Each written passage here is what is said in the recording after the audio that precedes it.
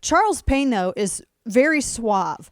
And I don't think that he ever gets flummoxed over anything, right? He always is like every now and then, like his voice thing. He's like one of the guys like made to deal with this kind of stuff. Whereas I'm like hyperventilating because I feel like these people are playing with their lives and I just freak out. Charles Payne, you know him of Making Money with Charles Payne, weekdays 2 to 3 p.m. Eastern on Fox Business. He joins us now on the phone. My friend Charles, good to hear from you. How are you? I'm fantastic. You know why I'm that way? Dana? Why? Why is that? I've been to baptism by fire. I've been to all of this the hard way. You know, when I started out on Wall Street, I was a broker working on 100% commission. Wow. And I had no money in the bank, and it was like I had to do well immediately. When I got my first real check, my daughter, who was a little bit around 1 year old, she was wearing the same diapers for 24 hours. They were obviously soaking wet, and we had one can of food in the cupboard when I got my first paycheck. And every single thing I know about the market, I've learned the hard way. Wow. That's an education that you can't pay to get anywhere. You have to go through. No. I mean, life is the ultimate Ivy League university on this. It really is. Well, and I mean, you have it to show for it because, I mean, you know this stuff inside and out. So tell us, for people who are kind of watching this on the periphery and they're like, what's going on with AMC's stock? Like, they have shorters that are paying so gobs of cash just to keep their positions. Explain to folks what is happening and why it's really unusual and really, I mean, very newsworthy for the SEC to do what it's doing today.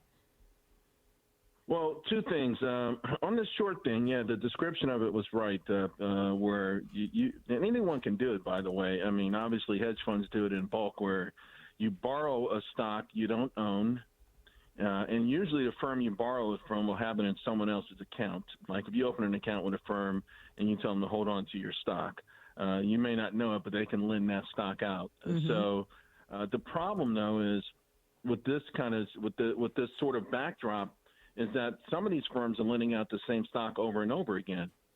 So if a company XYZ has 10 shares outstanding, all of the company is 10 shares, theoretically, and not theoretically, I've seen where actually there could be 114 shares short. Wow. Right? So you only have 10 shares in a company, and 14 could be short. And here's the thing about shorting. You're not just betting that a stock goes down. You're making it go down. Because when you borrow the stock and you quote unquote go short, you go short by selling.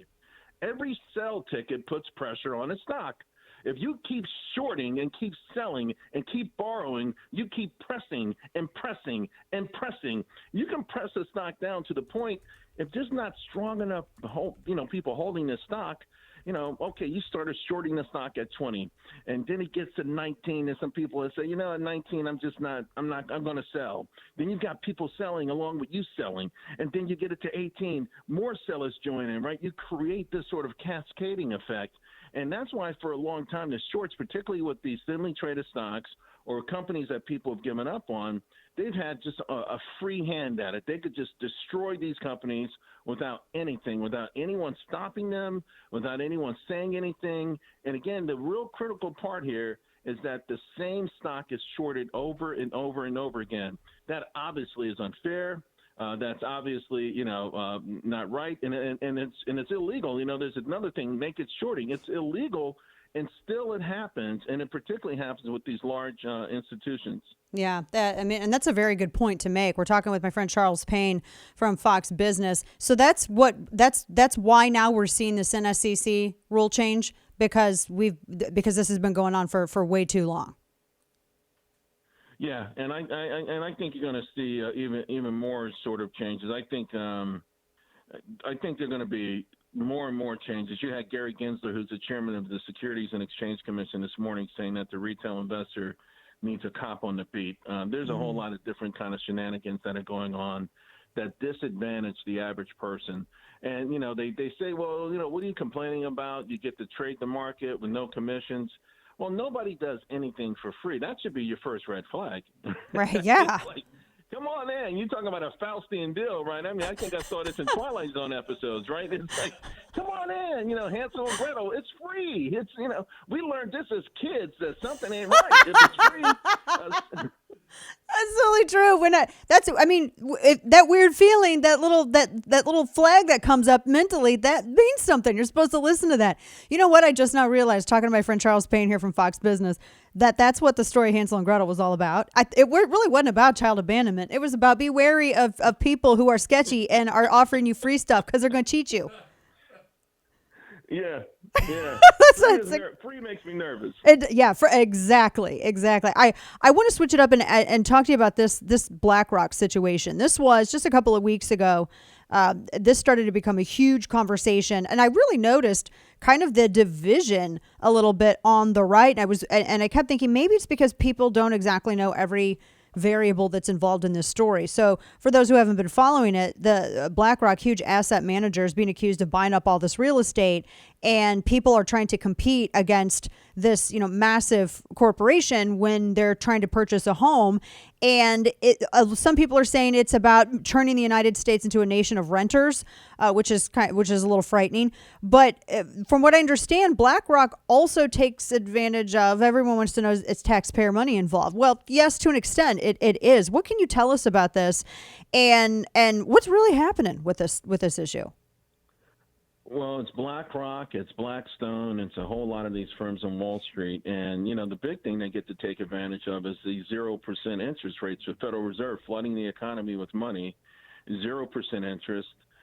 They can go out there and really leverage the cash they have and go for broke. And it is alarming. I'm going to tell you, I'm a free market guy, but I'm very, very unnerved by it. Yesterday, Blackstone, for instance, bought a company in Chicago, based out of Chicago, but they do business all over the country, and they buy these houses and they rent them out. Blackstone did this after the last housing crash. They would go in, they were spending $100 million a month. They would buy foreclosed homes, fix them up a little bit, and rent them out. And what's happening today, we had with the new home sales report came out. It was a huge miss, Dana. It was nowhere near what Wall Street thought it would be. The annual run rate was 769,000. The Wall Street thought it was going to be 859,000. The prior month was revised even lower. So guess what? Prices went through the roof. So how is this happening? That even with home prices, even with home sales going down the last few months, even with mortgages going down the last few months, yesterday, existing home sales, same thing. Well, we saw the fastest price appreciation in history. 23% year over year is an all-time record for existing homes to go up, and yet there were less sales to Main Street. What's driving this? Now, we know there's a lack of supply, but who's sucking up all the supply? And I just worry about the average person out there that's waited 20 years, saved up all of their money, made all kinds of sacrifices, skipped a few date nights. You know what I mean? Mm-hmm. And now, okay, we think we want to go out there and get our piece of the American dream. We saved up for a $300,000 house, but now the median price is $350,000. What happened? Less than a year ago, it was $280,000. And so it just concerns me that these folks with really unlimited pockets are competing with regular people out there, and they're buying these homes sight unseen, and they're driving up the price because the more they get, the easier it is to say, hey, you have no choice but to rent. Right. And we know right now, this whole inflation question, one of the biggest drivers of inflation right now are rents. Rents are through the roof. Everyone listening to this show is nodding their head right now. Yes, rents are through the roof, and they're only going to go higher as Wall Street grabs up all these houses. Wow.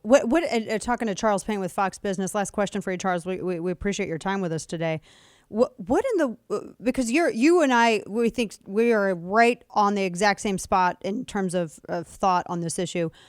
What can be done? I mean, it seems like it almost requires an act of Congress or Congress to intervene. I mean, I love solving everything in the private sector, but at the same time, and I want to get mad at the elected officials that are creating this kind of financial environment and writing these rules for companies like BlackRock and Blackstone, et cetera, to take advantage of. But what can the average person do as a way to either stop this or remedy it? You know what? I don't know. I really don't. I mean, if I'm being honest and realistic, today you've got 5 bills ostensibly that can deregulate or regulate rather. And maybe, reorganize, even maybe break up some of these big tech companies that obviously abuse their power. And you have all these stories about even Republicans at odds with each other. Lobbyists have come in. Dark money has come in. I mean, some things that are just such low-hanging fruit, if they can't get those things resolved. I mean, what do we get resolved in this country anymore in Congress? True. Very, very little. And I'm just afraid. I mean, BlackRock is so powerful. Citadel is so powerful. Blackstone, they're so powerful. It's frightening to think that, there may not be anything that can stop it except, a housing crash or something. I don't know. It's, because until maybe they raise rates, but the Fed's not going to really raise rates that much. I know they're talking about, going from 0 to half of, whatever, but something minuscule. But, until the backdrop changes where they have all of this essentially free money, where they can take advantage of the rules and they can buy these houses sight unseen, they can offer exorbitant premiums. It's just an unstoppable force right now. Oh boy, I tell you what. Well, now I'm depressed. No, but no, we appreciate it. We appreciate. I'm sorry. Well, if you own your own house right now, you're doing okay, right? Yeah, you're doing good that way on. Those people, those people are fine. Wanted to buy one, right? Oh, it makes it tough. It's some serious issues to deal with here. Economically here in the United States, and we appreciate you catching us up on all of that daily. Weekdays on Fox Business, Making Money with Charles Payne. Charles, always such a pleasure to have you on the program. Love to talk to you again soon, my friend. Have a great day. Absolutely. Anytime. See you. All right. Take care.